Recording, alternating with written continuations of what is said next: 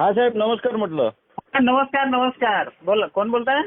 मी राहुल खेवले बोलतो, वर्धा जिल्हा, तालुका देवळी, अलोरा, बोरगाव. बरं बरं, बोला ना भाऊ.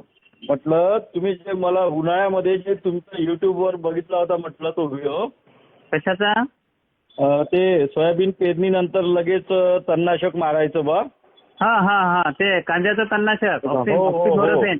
15 ml प्रति पंप टाकून फवारणी करायची. हो हो तर हो. मी त्या अनुषंगाने माझ्या एका शेतामध्ये का नाही खूप तण निघत होतं.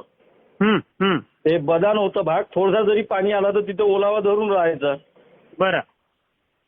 तर मग मी काय केलं, मी तोच प्रयोग केला यावर्षी. हम्म हम्म.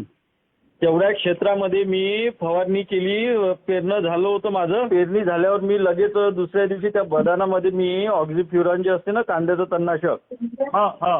हा ते घेतलं आणि थोडंसं रोप निघालं होतं तणाचं, त्याच्यामुळे तुम्ही सांगल्याप्रमाणे हायजॅक पण घेतलं त्याच्यामध्ये 50 ml. हो. अहो एवढा सुंदर रिझल्ट आहे का आज 1 महिना झाला त्या सोयाबीनला एकही तणाची रेष म्हणजे झाड नाही निघालं तिथं. बढिया बढिया. बदानातून. आणि बाकी शेतामध्ये जिथं मारलं नाही तिथं मला 2 फवारण्या कराव्या लागल्या. हम्म हम्म. आता असा पस्तावा येत आहे का तुम्ही सांगितल्याप्रमाणे जर केलं असतं तर आज फायद्यात राहिलो असतो आणि सोयाबीनला तणनाशकाचा शॉक नसता बसला. ग्रोथ बिलकुल चांगली बरोबर. दिसली असती. हम्म हम्म हम्म. म्हणून म्हटलं तुमचं ते मार्गदर्शन खूप मोलाचं राहिलं. चला, धन्यवाद धन्यवाद. करत राहतो शेतकरी हो हो. बांधवांसाठी. कारण की कसं आहे साहेब, ह्या गोष्टी फील्डमध्ये ज्यांना अनुभव असते. फक्त तेवढंच आहे की 24 तासाच्या आत फवारणी करायची आहे आपल्याला त्याची. हो, आज पेरलं की उद्या करू शकतो आपण. बिलकुल बिलकुल बिलकुल. हो हो, चांगले सुंदर रिझल्ट होते सर.